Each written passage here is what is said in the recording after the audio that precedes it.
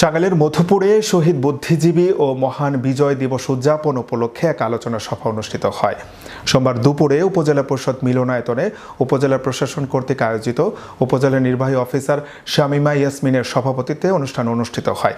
উক্ত প্রস্তুতিমূলক সভায় প্রথমে 1 মিনিট দাঁড়িয়ে নীরবতা পালন করা হয়। সভায় প্রধান অতিথি হিসেবে উপস্থিত ছিলেন উপজেলা পরিষদের চেয়ারম্যান সারোয়ার আলম খান আবু। অন্যান্যদের মধ্যে উপস্থিত ছিলেন উপজেলা আওয়ামী লীগের সভাপতি খন্দকার শফিউদ্দিন মনি, ভাইস চেয়ারম্যান শরীফ আহমেদ নাসির, উপজেলা সহকারী কমিশনার মোহাম্মদ জাকির হোসেন, বিভিন্ন ইউনিয়ন পরিষদের চেয়ারম্যান ও বিভিন্ন শিক্ষা প্রতিষ্ঠানের শিক্ষক সহ রাজনৈতিক নেতৃবৃন্দ এবং বিভিন্ন প্রিন্ট ও ইলেকট্রনিক্স মিডিয়ার সাংবাদিকগণ উপস্থিত ছিলেন।